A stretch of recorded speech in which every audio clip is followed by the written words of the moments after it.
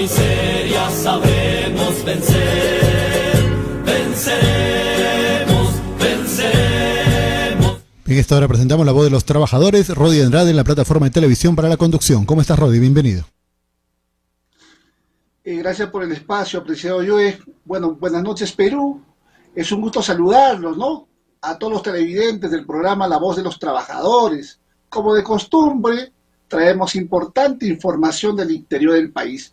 No sin antes mencionar que hoy 5 de septiembre en el Perú se celebra el Día Internacional de la Mujer Indígena, en conmemoración obviamente a Bartolina Sisa, una heroica aymara que luchó contra la colonización española en el siglo XVIII, y la fecha tiene como objetivo conocer o reconocer y honrar la lucha de las mujeres indígenas por sus derechos, su cultura, su dignidad, así como visibilizar los desafíos, ¿no?, que enfrenta la sociedad actual. Este día es una ocasión para reflexionar sobre la importancia de la diversidad cultural, los derechos de las personas indígenas en el Perú y en el mundo. Hago un saludo cordial a todas nuestras organizaciones vivas del interior del país, como también de Latinoamérica y el mundo. Bien, hoy tenemos como invitado el día de hoy al doctor Frank Echevarría Montesinos, un abogado constitucionalista, el cual nos honra haberlo invitado. Doctor Frank, muy buenas noches. Bienvenido al programa La Voz de los Trabajadores. Muy buenas noches, estimado Rolly, y agradecido por la oportunidad de poderme dirigir a tus distinguidos amigos y televidentes que nos están viéndonos seguramente a estas horas de la noche. Gracias a usted, doctor. Bueno, en realidad tenemos algunas interrogantes para poder compartir con los televidentes del programa a nivel nacional, ¿no? Queremos conocer un poco de su opinión sobre algunos temas relevantes como los antecedentes y el contexto de la reforma bicameral o bicameralidad, doctor. No sé si nos podría ilustrar un poco sobre este tema. Muchas gracias, estimado Rodi. Mira, yo quisiera explicar que el Parlamento tal y el Parlamento peruano como lo tenemos, nace pues de una inspiración esencialmente del modelo de los Estados Unidos. Como tú seguramente y nuestros televidentes conocen, cuando los Estados Unidos se independizan, deciden pues crear, ¿no?, un nuevo sistema que es el sistema republicano, porque ellos hasta antes eran una colonia de los Estados Unidos, y entonces pues cuando dejan de pertenecer a Inglaterra, o perdón, una colonia de Inglaterra, entonces cuando dejan de pertenecer a Inglaterra, tienen que crear todo un sistema nuevo de gobierno. Y dentro de este sistema, lo que se propone es crear a un presidente de la República, que iba a ser, por decir de alguna manera, el reemplazante del rey antiguo, ¿no?, del rey Jorge, y la creación de un parlamento.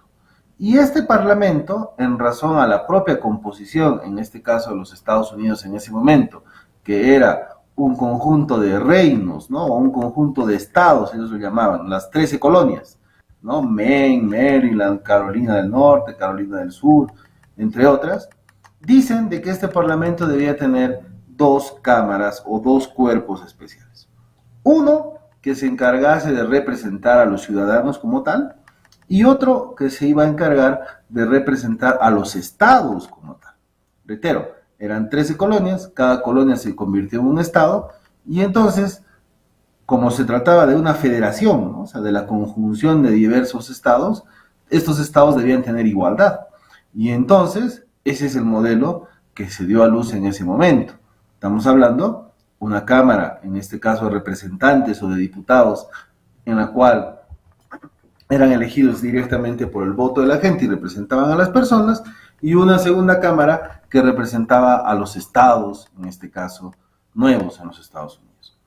Pero solamente unas 4 décadas después, cuando se dan las independencias americanas, también nuestros libertadores, ¿no?, se pusieron a pensar y decir, bueno, ¿y qué modelo vamos a tener también ahora?, ¿no?, porque ya nos estamos liberando del rey de España, entonces, ¿qué vamos a hacer?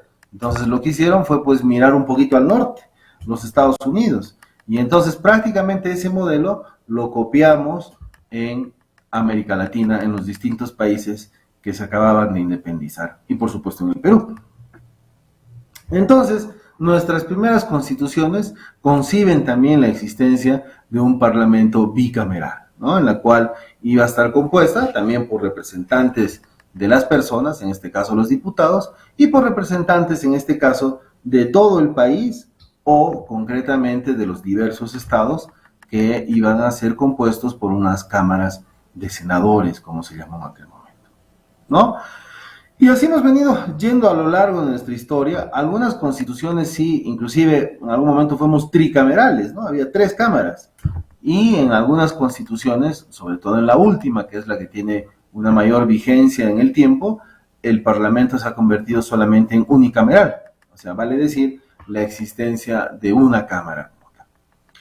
Ahora bien, permítame volver a los Estados Unidos, ¿no? Cuando se discutió este tema en los Estados Unidos, Thomas Jefferson, ¿no? Que era uno de los padres, de los que crearon este modelo republicano, más o menos decía lo siguiente, ¿no? Y hacía una alegoría, decía, nadie se toma un café caliente de un solo sorbo, ¿no? Entonces es preciso separar el café en 2 tazas diferentes para que así podamos tomarnos el café adecuadamente. Entonces lo mismo él decía, ningún país puede hacer una ley discutida solamente por una cámara, porque es una cámara caliente, ¿no? Si cabe el término, sino que lo que tenemos que hacer es dividir la discusión en 2 cuerpos diferentes, con personas diferentes, con temperamentos diferentes, con representaciones diferentes, porque esta es la manera de enfriar las discusiones, si cabe el término, y tener pues unas mejores leyes, ¿no?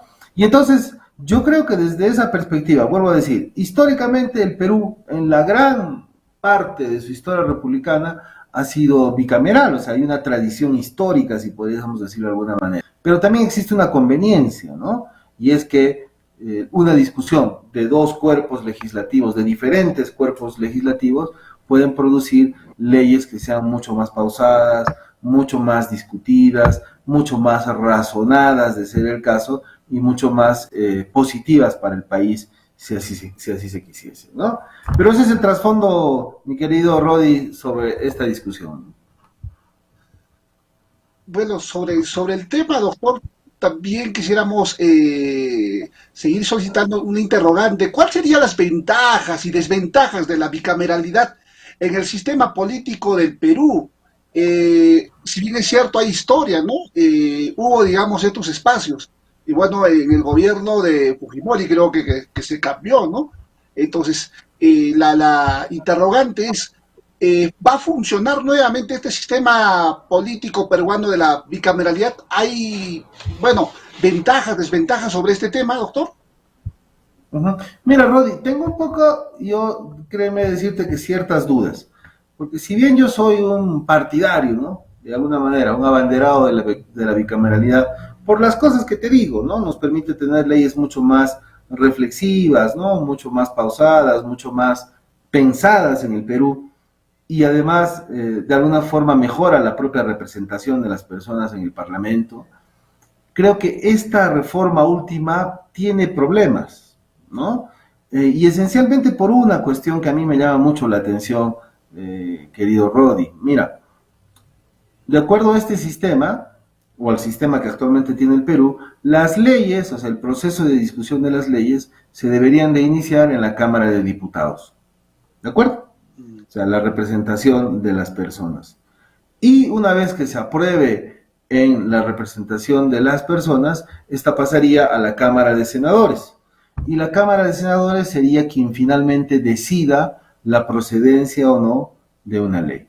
Y entonces yo creo que esto es inconveniente por algo. Mira, a ver, vamos a poner en simple.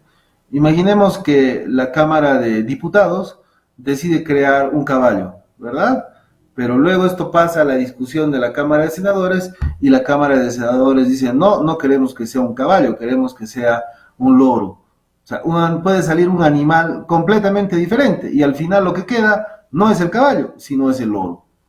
Entonces, ahí yo creo que existe un problema, ¿no? Porque la Cámara de Senadores tiene un poder mayor, enorme, porque es quien finalmente va a tomar las decisiones por el país. Y entonces ahí yo creo que existe pues un grave error, ¿no? En el diseño normativo. Yo creo que ahí se hubiese podido pensar en un modelo como por ejemplo el modelo argentino. En el modelo argentino, la discusión parlamentaria puede iniciarse en la Cámara de Diputados o puede iniciarse en la Cámara de Senadores, pero es la otra Cámara la que se encarga de revisar de ser el caso. Pero acá no, acá necesariamente es un proceso lineal, ¿no? En el cual las leyes inician en diputados, pero la decisión final la toma el Senado. Entonces, estos 60 funcionarios, ¿no?, que van a ser los senadores, van a tener pues un poder inmenso, ¿no? Lo cual creo yo que es un error en el diseño constitucional y que espero se pueda revertir pronto, ¿no? Claro, doctor. Y en líneas generales, entonces, el impacto potencial, la gobernabilidad y la representación ciudadana, ¿habrá grandes cambios, doctor? Mira, yo creo que en la representación sí va a haber una cierta mejora. Lo cierto del caso, mi querido Rolly, es que en nuestro país, que tiene ya alrededor de 36 millones de personas, ojo, lo que voy a decir es absolutamente impopular, pero va más o menos así, 130 personas que representan a 36 millones de personas es pues un tanto desproporcionado, ¿no? Mira tú, en los años 80, en los cuales solamente éramos 20 millones de peruanos, ya existía 180 diputados y 60 senadores. O sea, en total eran 240 personas, casi el doble, ¿no?, de los que hoy tenemos, cuando teníamos una población mucho menor. Entonces ahí hay un problema. Mira, yo soy de la región de Cusco, por ejemplo, ¿no? Y Cusco tiene ya un poco más de 1 millón de personas y tenemos 5 parlamentarios. Lo cierto del caso es que Cusco, por ejemplo, tiene 13 provincias, tiene más de 100 distritos, tiene zonas amazónicas, tiene zonas andinas, es una región muy diversa, muy grande, y la verdad 5 personas al final nadie los conoce, la gente ni sabe sus nombres, no sabe quiénes son, y entonces ahí hay una situación difícil. Yo añoro, por ejemplo, los tiempos del siglo XIX, ¿no?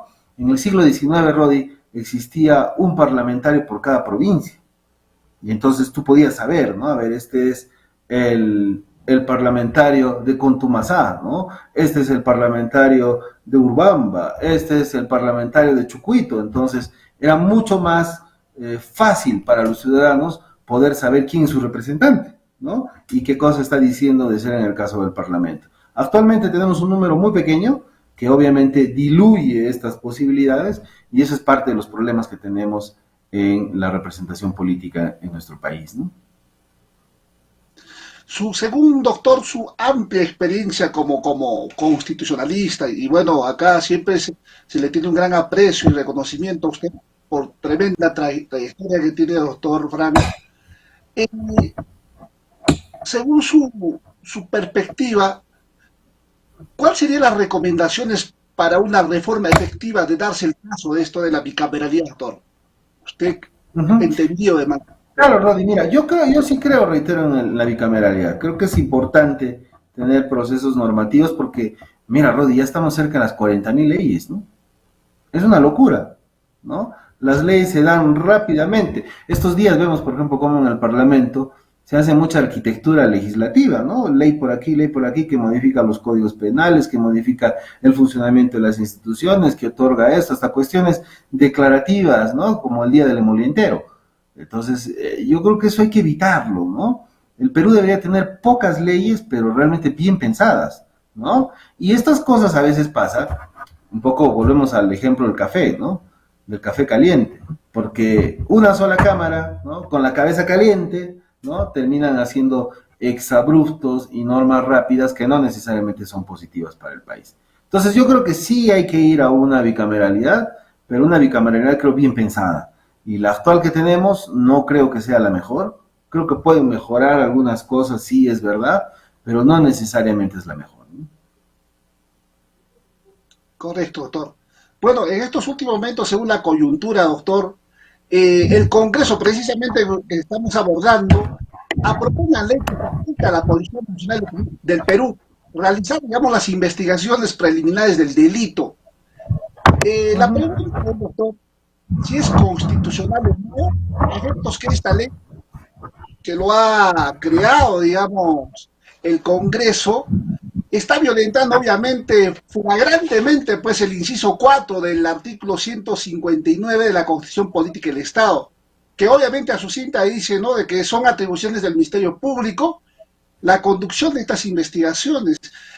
¿Qué opinión se merece usted, doctor, sobre este tema? ¿Estará correcto? ¿No estará correcto? ¿Va a ayudar en cierta forma para poder dinamizar todo este entrampamiento a veces de poder poner orden a raíz de que, bueno, la corrupción se ha institucionalizado, ya aparecen, ya estas bandas organizadas también han abarcado bastante territorio, ¿no? En el país, donde el ciudadano obviamente casi no se siente seguro en casa. Sobre el particular, doctor, usted sabe, en Lima es un problema, ¿no? No garantiza de salir un momento por lo menos al parque.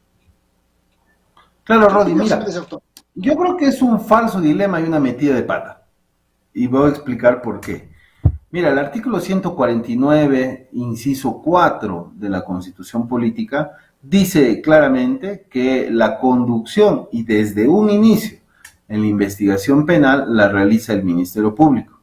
Y el 166 también dice que es la policía la que tiene que investigar. Entonces, estos artículos no hay que entenderlos aisladamente, como si se tratase de una contraposición, sino que lo que hay que entender es armonizar ambos artículos a efectos de darle un sentido. Así se lee la Constitución. No se puede leer la Constitución separadamente como si se tratase de pedazos, sino que hay que unirla. Y entonces, si unimos ambos artículos, la interpretación correcta, tal cual ya lo mencionó el propio Tribunal Constitucional, es que la conducción de la investigación penal normalmente y necesariamente la hace el Ministerio Público, los fiscales, pero con el sostén, con el apoyo, con la colaboración, con el trabajo ¿de quién? De la Policía Nacional del Perú. Entonces, no se trata de decir, por eso digo un falso dilema, ¿no? De que lo hace uno o lo otro, tienen que hacerlo los dos. Ese es el espíritu de la Constitución como tal. Ahora bien, ¿por qué? ¿Cuál es el sustento de esto, mi querido Rodi? Porque esto viene aún de la Constitución de 1979. Porque hasta antes la investigación penal la realizaba solamente la Policía Nacional del Perú. Y el problema que existió en ese momento, ojo, estoy hablando todavía de los constituyentes del 79, mira, hace más de 40 años, ¿no? El problema de esto fue que los constituyentes de ese momento observaron, analizaron que cuando la investigación solamente le correspondía a la policía, podían existir varios problemas. El primer problema es que la policía no es un cuerpo autónomo, sino es un cuerpo que depende del presidente de la República, del Poder Ejecutivo. Y entonces, imagínate tú, ¿no? Que existe un grave caso de corrupción, por decirlo, en el cual están involucrados el presidente, los ministros o las altas esferas del poder. Pregunto, ¿la policía podrá actuar independientemente en sus labores? Un poco complicado, ¿verdad? Y segundo, los policías no necesariamente tienen formación jurídica. Ciertamente hay muchos colegas abogados que también son policías, pero no son pues abogados. O perdón, digo, no son en general el cuerpo de policía peritos o personas formadas en el derecho. Y entonces esto pues podría eventualmente poner en riesgo los derechos y las garantías que todas las personas tenemos en la investigación penal, de ser el caso. ¿No es cierto? Entonces, por esa razón es que se dice que quienes deben de hacer la investigación o de dirigir la investigación, para ser mucho más preciso, son los fiscales. Pues primero porque, reitero, es un ente autónomo del Poder Ejecutivo. La Fiscalía no depende del presidente de la República, sino es un ente constitucionalmente autónomo que puede tomar sus propias decisiones, lo cual es una garantía. Y en segundo lugar, porque en la Fiscalía pues trabajan abogados, que sí son los que son formados en derecho, pero además una razón fundamental, mi querido Rodi, que seguramente nuestros televidentes podrán compartir y convenir, y es que la función del fiscal es hacer la acusación fiscal. Me explico en palabras muy sencillas. Cuando un fiscal tiene la convicción de que alguien ha cometido un delito, su función es acusarlo ante un juez para que se imponga una sanción. Y entonces, la pregunta es, ¿cómo es que el fiscal va a hacer la acusación si él no realiza la investigación? Entonces, ahí no habría una congruencia de ser el caso. Porque, reitero, el único responsable de hacer la acusación es el fiscal y no la policía. Entonces yo creo que haya habido una metida de pata del Parlamento al quitarle estas funciones inconstitucionalmente, creo yo, al Ministerio Público y mal interpretando la Constitución. Porque, vuelvo al inicio de mi intervención, la propia Constitución, tanto en el artículo 149 como en el artículo 166, dispone, ¿no?, claramente y armonizando ambos artículos, que tenga que ser el Ministerio Público el responsable de conducir, de dirigir la investigación penal desde un inicio, pero lógicamente con el soporte, con el trabajo, con la ayuda, con la asistencia de ¿quiénes? De la Policía Nacional del Perú. Basta leer la Constitución para tener en cuenta una respuesta como tal. Reitero, un falso dilema y una metida de pata del Parlamento, ¿no? Claro, doctor. Claro, doctor. Obviamente también podrían incurrir de repente en abuso de autoridad a efectos de que, con ciertas excepciones, obviamente la policía que se han superado, digamos, con un tema para no equivocarse, ¿no?, con un tema del derecho, pero en su gran mayoría estos jóvenes que salen con quinto de media, pues hacen la carrera técnica, ¿no?, de la policía, están ahí con quinto de media, pero no se les prepara. Y la pregunta, apreciado doctor, a toda esta pantomimia que tiene el Congreso, ¿habrá presupuesto para poderlos capacitar, digamos, a nuestra Policía Nacional del Perú? Porque obviamente eh, hay buenos policías como también malos, ¿no? Y pueden incurrir, digamos, a inocentes, mandarlos, digamos, a pernoctar por mucho tiempo dentro de los penales. O sea, es un tema de bastante debate en realidad, como usted ya lo ha manifestado, Mira, ¿no? Rodi, todo mi respeto, mi cariño y mi admiración a los miles de policías del Perú. Pero vamos, zapatero a tus zapatos, ¿no? Claro, Yo creo así que es. inútilmente se está buscando una confrontación, ¿no?, entre instituciones que finalmente lo que tienen que hacer es cumplir la Constitución, que es trabajar juntos. Se trata simplemente de eso. Sobre este tema, doctor, ¿ha habido injerencia de los medios de comunicación para que salga esta, digamos, esta ley promulgada por el Congreso? ¿O, o ciertamente la prensa está al servicio de la mafia para poder sacar este tipo de decretos legislativos? ¿Cuál es su análisis, doctor? Mira, el problema está, Rodi, y yo creo que ese es un mal que lo ya venimos arrastrando varios años, ¿no? Y es que las leyes no se hacen o no se dan, no se razonan pensando en el beneficio del país, sino pensando en mis intereses personales y en cómo hacer daño a mis enemigos, ¿no? Entonces, en los últimos años, la Fiscalía, ojo, no estoy calificando si esto es bueno o malo, pero es un hecho. O sea, la Fiscalía se ha enfrentado a varios sectores políticos del país, ¿no? Y entonces, muchos de esos sectores políticos del país tienen una reacción que lo que busca es dañar a la Fiscalía. O sea, no piensan en las instituciones, sino piensan en los momentos coyunturales y dan leyes, pues, de este tipo que afectan, ¿no?, el trabajo de las instituciones. Reitero, más allá, no estoy diciendo que la Fiscalía actúe siempre bien, no creo que sea así. Creo que en muchos casos, y sobre todo en los últimos años, han habido muchísimos errores.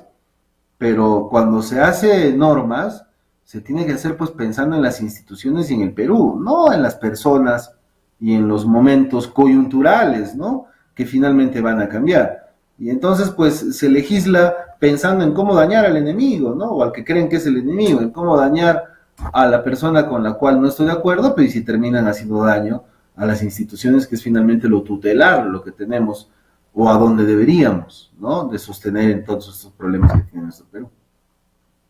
Así es. Grave error. Doctor Pero Frank, yo estoy muy seguro, Rodi, yo estoy muy seguro que sobre todo en este tema último, van a existir varios pedidos de acciones de inconstitucionalidad y esta ley, francamente, no creo que pase. Ya el propio presidente del Congreso, mira tú, el día de hoy ha dicho, bueno, que cree que probablemente esta ley tenga algunos visos de inconstitucionalidad, ¿no? Entonces, creo que se han dado cuenta de la metida de pata que han tenido, ¿no? correcto. Doctor, tenemos un interrogante, ¿no? en este momento, hablando del legislativo, ¿cree que en el Perú vive con este Congreso una democracia sin pueblo, una democracia con miedo al pueblo, que equivale a decir obviamente la democracia contra el pueblo, ¿no? ¿Cuál es su opinión clínico, doctor, de este tema? ¿Cómo se maneja, Pero no digamos, creo que solamente sea este Congreso, Rodi. Rodi, no creo que solamente sea este Congreso, creo que es un problema que venimos arrastrando de hace bastantes años, ¿no? En los cuales la representación se ha diluido, ¿no?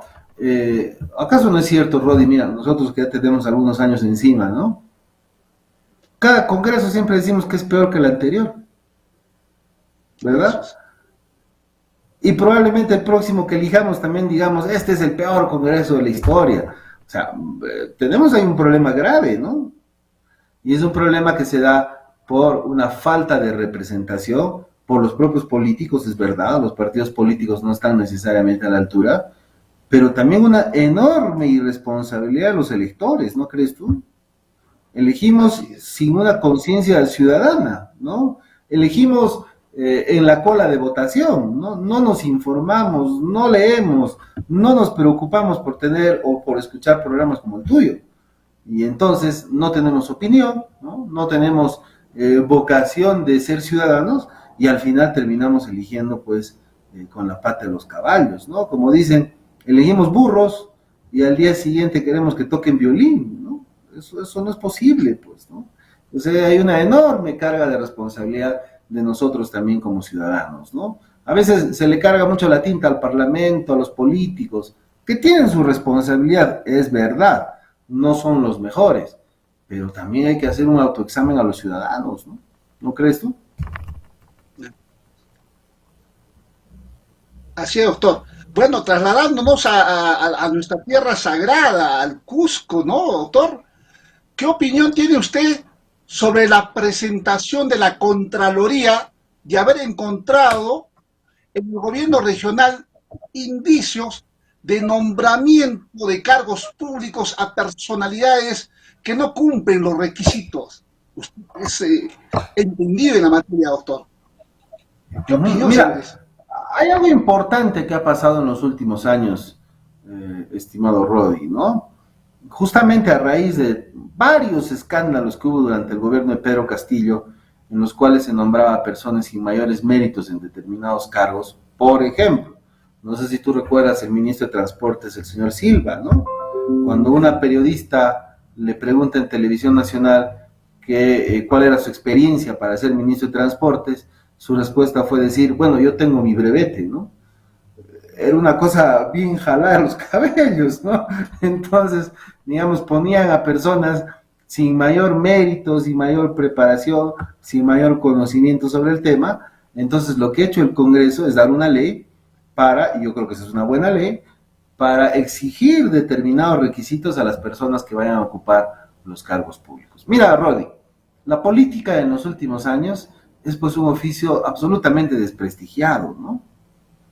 Vilipendiado. Ser político hoy es una persona sucia, ¿no? Insultada, minusvalorada como tal.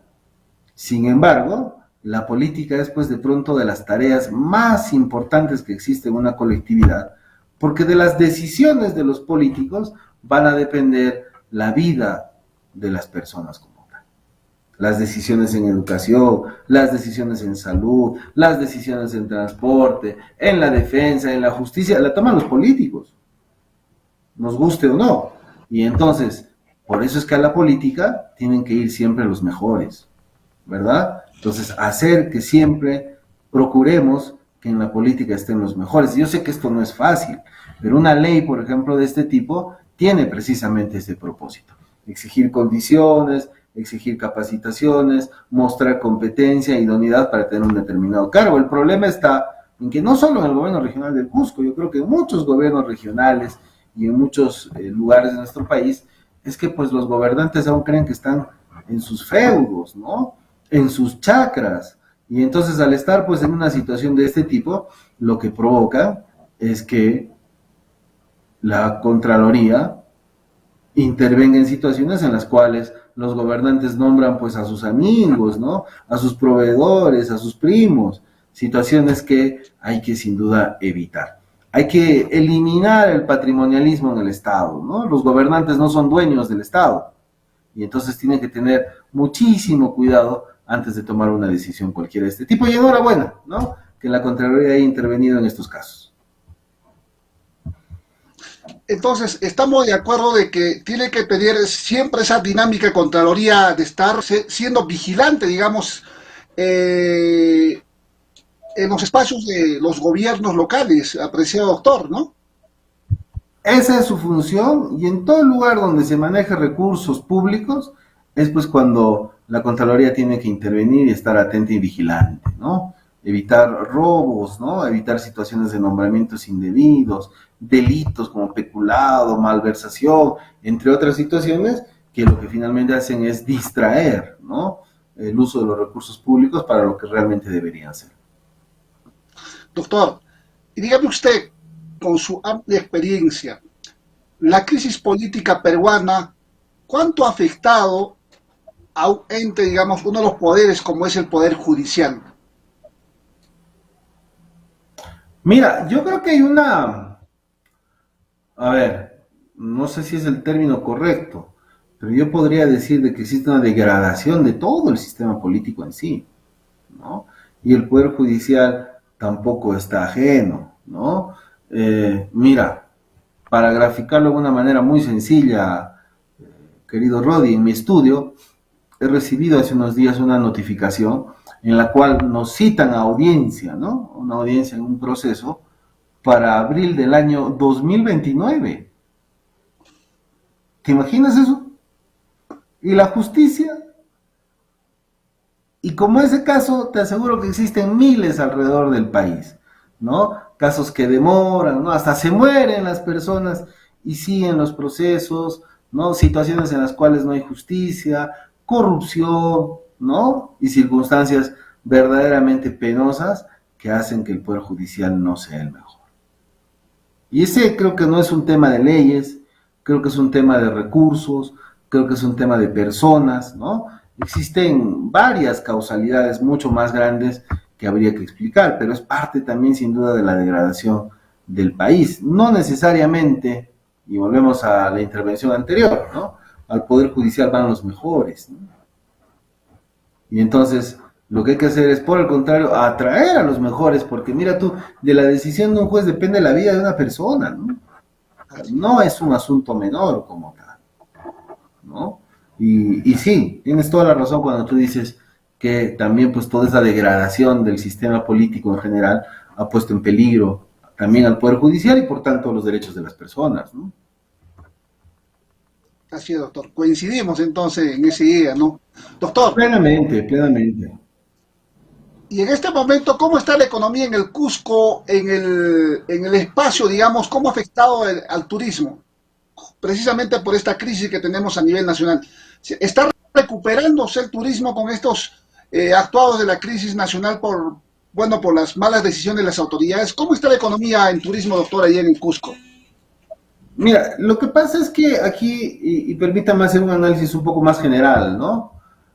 Sucede algo, mi querido Rodi, y nuestros televidentes lo van a entender fácilmente. Fíjense, el Estado no genera dinero, el gobierno no genera recursos.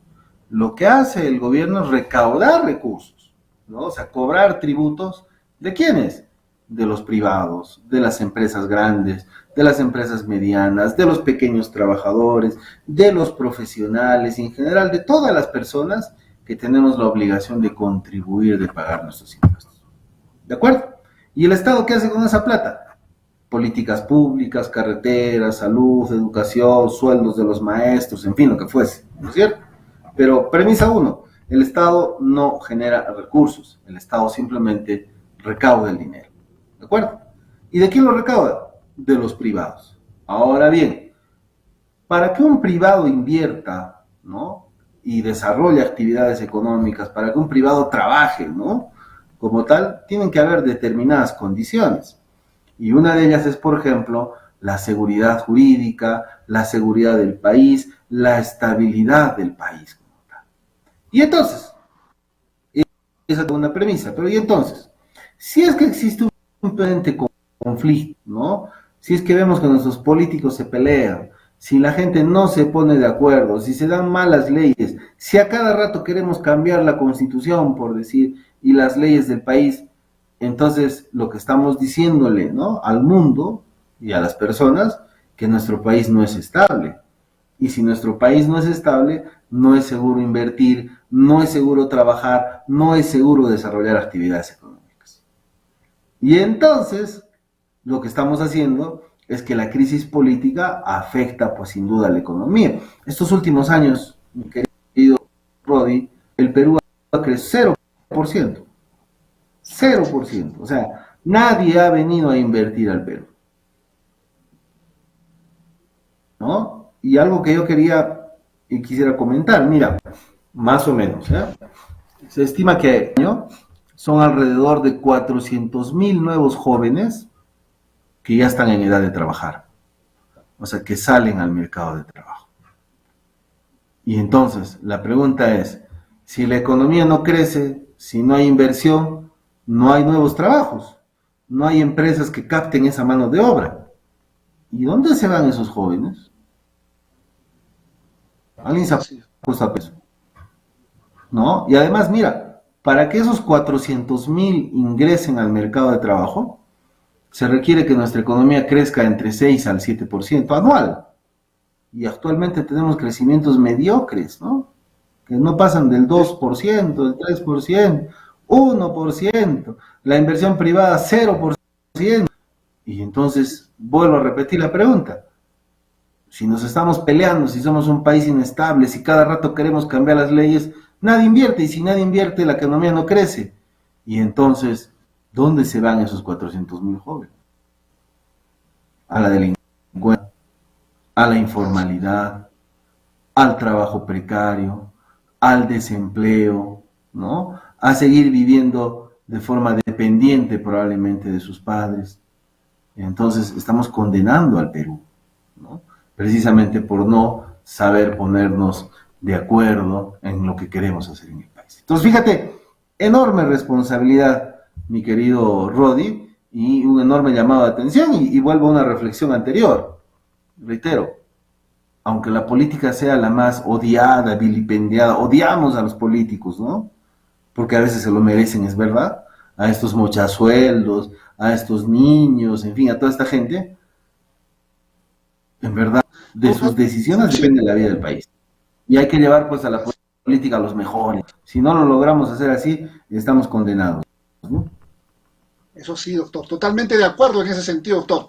Bueno, según el INEI, doctor, el porcentaje de pobreza para el 2024, no lo digo yo, bueno, dice las datas, ¿no? El ex ministro, por ejemplo, que era Tuesta, ¿se acuerda David Tuesta, doctor?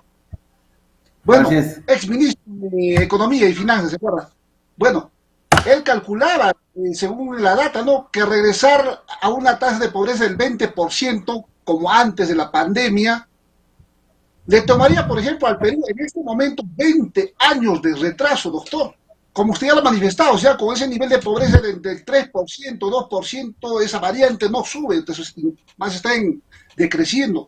Y es una preocupación, doctor. Entonces, claro, pero Rodi, nos tomaría 20 años si seguimos a este ritmo. Así es. Si seguimos en una situación de este tipo. Mira, hay cosas que hay que rescatar del pasado, ¿no? Durante el primer gobierno del presidente Toledo y el segundo gobierno del presidente Alan García, y sobre todo en el segundo periodo del gobierno del presidente Alan García, el crecimiento del Perú era entre el 9 al 10%.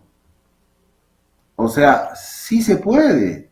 Los peruanos ya lo hemos hecho, y en ese momento la pobreza se bajó prácticamente del 50 al 28%. O sea, fue una reducción enorme de la pobreza, ¿no? Entonces, los peruanos ya lo hemos hecho, sí sabemos hacerlo, ¿no? Sí podemos hacerlo. Entonces, yo creo que hay que salir, pues, de esta situación de mediocridad, ¿no?, de marasmo, de ausencia total de las políticas públicas, a una política mucho más decidida, ¿no?, que finalmente lo que procure es generar mayor crecimiento, más chamba para los peruanos, ¿no?, que existan más empresas, que exista más trabajo, mayores posibilidades económicas, porque eso finalmente redunda en el beneficio de las personas, ¿no? Así es. Totalmente de acuerdo, doctor, totalmente de acuerdo. ¿Qué opinión le merece a usted justamente ahora por estas mala praxis, digamos, por indicios, digamos, del actual gobernador Warner Salcedo, sobre lo que viene aconteciendo? Bueno, creo que los cusqueños tienen memoria que el próximo año va a haber un recorte presupuestal de más de 300 millones, doctor. Y bueno, la gente tiene un descontento inmenso con el amigo Werner Salcedo. Y creo que hay un proceso de aquí electoral de revocatorio. Obviamente es un derecho ajustado y cautelado por la Constitución Política Electoral. ¿Qué opinión le merece a esto, doctor? ¿Cree que eso va a salvaguardar, retirar a don Werner toda esta realidad, la crisis que está pasando en el Cusco? ¿O qué? Mira, lo que pasa, es? Rodi, mira, lo que yo creo que está pasando, y no solo creo en el gobierno regional del Cusco, creo en el país en general, ¿no? Los políticos, nuestros gobernantes, se han acostumbrado a pasar el día a día, a pagar planillas, ¿no? A ahogarse en el papeleo administrativo y han evitado plantearse objetivos. Yo te hago una pregunta, tú que conoces el Cusco, Rodi. ¿Cuál es el objetivo? ¿Qué cosa persigue el gobierno regional? ¿Quiere hacer, no sé, el túnel de la Verónica? ¿No? Quiere hacer el rediseño de la ciudad del Cusco, ¿no? Quiere traer el gas, o sea, ¿cuál es su objetivo? Ninguno, Rodi, ninguno, no tienen agenda, el día a día se los come, ¿no? Y lo mismo creo que está pasando en el nivel nacional, ¿no?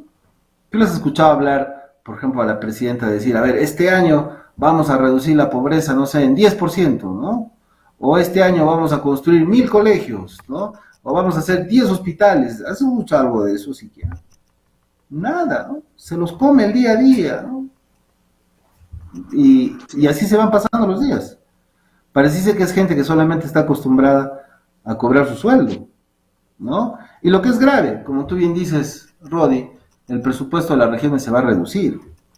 Ojo con esto, el gas de Camisea, por ejemplo, dicen que solamente tenemos gas para los próximos 16 años. ¿Ya? Con lo cual, la fiesta del canon, pues, ¿no? Que es algo que en los últimos 20 años hemos tenido dinero, se va a acabar. Y cuando se acabe, ¿qué vamos a hacer? ¿Alguien se ha puesto a pensar, si quieren decir, bueno, a ver, exploremos otras posibilidades? De pronto hay gas en otro lado, hay que explorar un poco más. ¿Por qué no nos vamos a ver el tema del litio u otro tipo de recursos o a qué nos vamos a dedicar? ¿No? Porque reitero, en 16 años, esta bonanza que tienen los gobiernos locales y gobiernos regionales se va a caer. Ya no hay más gas, el gas se acaba. Y frente a esa situación, lo único que nos va a tocar es pues pelar ajos y cebollas, ¿no? A llorar al río, como se dice. Va a ser realmente lamentable lo que pueda pasar si es que no se toman en este momento, ¿no?, las decisiones adecuadas que deberían dar nuestros gobernantes. Así es. Al menos acá en el sur, doctor, por ejemplo, hay mucha decepción por parte de la sociedad civil, más aún, digamos, de centros o de colegios deontológicos como el Colegio de Abogados, de Ingenieros, que, bueno, han dado su opinión técnica, digamos, a este gobierno de administración que viene desarrollando don Werner Salcedo, pero sin embargo hace oídos sordos y hoy parece que este gobierno está sin brújula dentro del aparato gubernamental del Estado, ¿no? Y esto afecta en realidad no solamente pues a un sector, por ejemplo, de agricultura, que no tenemos políticas agrícolas, no tenemos políticas laborales, no hay inserción económica en el sur, y usted ya lo ha manifestado, ¿no?, de que estamos pasando pues momentos muy álgidos en realidad, y no hace poco nada, usted ya lo ha indicado, que la economía se está dinamizando solamente en el aparato de los funcionarios, ¿no? Pero no están desarrollando un tema de desarrollo, de dinamización económica en el sur. Y eso preocupa. Falta de convicciones, ¿no? Falta de convicciones, falta de ideas. Yo creo que tenemos un gobierno sin políticos, ¿no? O sea, que sepan su labor finalmente. Tenemos un gobierno sin políticas, ¿no? O sea, vale decir que no tienen ideas, no tienen propuestas para el país, pero también un gobierno sin política, ¿no? Que significa liderazgo, capacidad de negociación, ¿no? De dirección. Entonces, estamos pues entre sonámbulos, ¿no? Sí, sí, doctor, Zombies. es preocupante. Pero bien también, doctor, que se sigue equivocando porque hay venta pues para todos los abogados, ¿no? Cosa que cuando salen de la administración, muchos abogados van a tener chamba, pues, doctor. Mientras más problemas, dice mejor para los abogados. No, no, no. No, ahí yo creo que Que hay que... esto, Edward Martínez, el Mi amigo colega Edward. abogado también, Edward Martínez, sí, Bueno, un gran, de cal y de arena, pero no olvides que los abogados tenemos la misión de resolver problemas, ¿no? Por el contrario, los abogados somos una suerte de médicos sociales y sin abogados probablemente las situaciones conflictivas en la sociedad serían mayores, ¿no? así es. En este momento, doctor, ¿cuáles son los desafíos que tiene el Cusco con tema de seguridad en todo lo que refiere el casco Cusco? Hay mucha diferencia, ¿no? Con el norte, porque el norte, como le digo, hablamos de Piura, Trujillo, no garantiza, digamos, de hacer turismo nacional, por ejemplo. En el Cusco parece que la visita, digamos, de extranjeros, bueno, llamamos mochileros, ¿no? No le está dando garantía, digamos. ¿Qué debe hacer, digamos, en este momento el alcalde, ¿no? El general en retiro, pues esto, que creo que también se está equivocando día a día. Mira, el gran problema de nuestra ciudad es esencialmente la inseguridad, pero motivada fundamentalmente por la informalidad. Hace poco, por ejemplo, han habido crímenes en discotecas informales, ¿no? Venta de drogas, de alcohol, ¿no? Entonces, situaciones que salen pues desaforadamente y que las autoridades no están pudiendo controlar del todo. Yo he visto, mira, y lo debo decirlo, decididamente al asociar alcalde, por ejemplo, encabezando distintos operativos, él mismo, ¿no? Pero parece que esto no es suficiente, ¿no? Entonces creo que hace falta una acción mucho más coordinada entre la policía, las autoridades, el Ministerio Público, a efectos de poder controlar este tema, ¿no? Porque lugares, ¿no? Que antes eran, o barrios que antes eran residenciales urbanos, de pronto aparecen discotecas, bares nocturnos, ¿no? Y situaciones que son indebidas. Yo creo que todos tienen derecho a trabajar. Creo que el Cusco tiene también que tener sus centros de esparcimiento, bares, discotecas, en fin, como otras, pero todo esto tiene que ser pues controlado, ¿no? Y no de la manera en la cual hoy se presenta en nuestra ciudad. Amén, ¿no? De otras circunstancias como las videovigilancias, ¿no? El patrullaje, que sin duda tiene que mejorar. Esas son cosas que todavía no están del todo bien. A Dios gracias, no tenemos un problema de inseguridad grave como en el norte todavía, pero es mejor prevenir, ¿verdad? Y combatir lo que ya en este momento existe a efectos de evitar que esto pues siga agravándose, ¿no? En perjuicio de los cusqueños y pero también por supuesto los turistas y los amigos que siempre visitan nuestra querida ciudad, ¿no? Sí, efectivamente, doctor, el tema de, considero que debería sensibilizar a la sociedad, ¿no? Porque todavía Cusco tiene una cultura muy, muy grata, doctor, ¿no? Hay todavía una cultura de respeto. Obviamente hay ciertos espacios donde ya se está purgando, ¿no? A esta gente de mal vivir. Sobre todo vienen pues estos muchachos de otros países, ¿no? Bueno, con sus problemas álgidos, no sabemos en qué condiciones, ya de forma incluso atrevida, pues piden colaboración y todo eso, ¿no? Entonces, preocupante, digamos. Mira, que ese es un problema del turismo, y ahí habría que explicar, ¿no? El país atrae turistas todavía muy poco, ¿no? Mira, para darte una comparación, en el Perú no llegamos ni a los 3 millones de turistas anuales, pero países como México, por ejemplo, reciben 35 a 40 millones de turistas al año. Entonces son industrias muchísimo más grandes que las que tiene el Perú, ¿no? Acá estamos en pañales, ¿no? Y no se trata solamente de tener atractivos turísticos, que los tenemos, ¿no? Nuestro Machu Picchu increíble, y las distintas cosas que tenemos para mostrar, sino esencialmente son servicios, ¿no? Hoteles, restaurantes, carreteras, aeropuertos, ¿no? Cosas que finalmente permiten que uno pueda venir a visitar el Perú.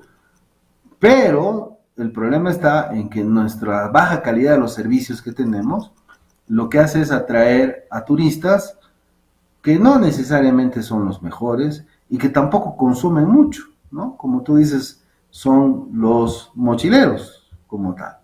Entonces yo creo que en la medida en la cual mejoremos, por ejemplo, nuestros aeropuertos, ¿no? Nuestras pistas, nuestros hoteles, nuestros restaurantes, o sea, todos los servicios que consumen los turistas, podremos cobrar un poco más.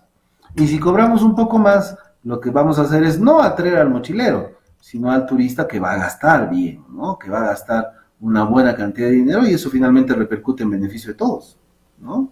Yo creo que hacia ese tipo de turismo que es mucho más selectivo, que consume más, que gasta más, es hacia el cual debería ir un poco el Perú, ¿no?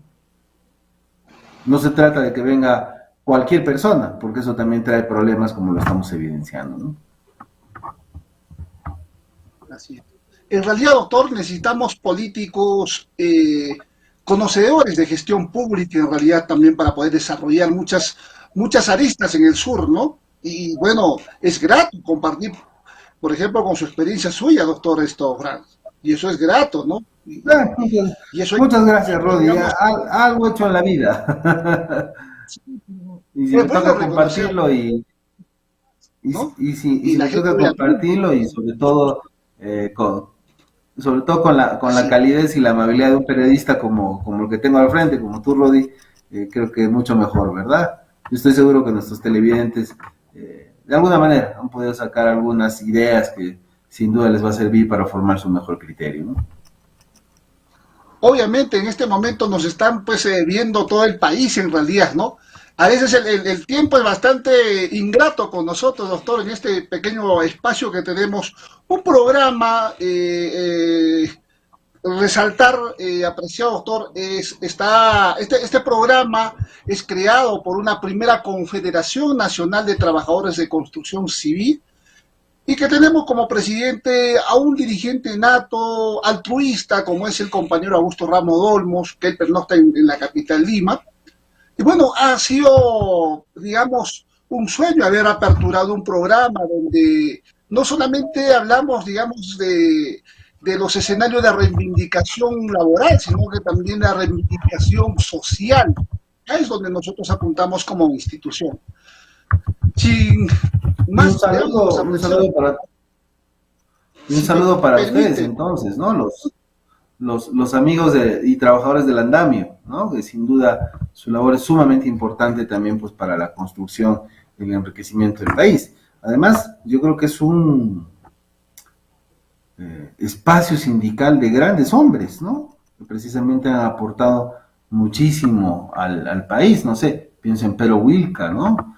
Pienso en un Mario Guamán, ¿no? Entre tantos otros trabajadores de construcción civil cuyo esfuerzo y finalmente cuya dedicación y además con una actividad gremial importante como lo que ustedes tienen, han construido y son parte importante del país. Yo los felicito que también tengan estos otros espacios de reflexión, ¿no? Y que creo que son positivos, ¿no? Para su marcha institucional.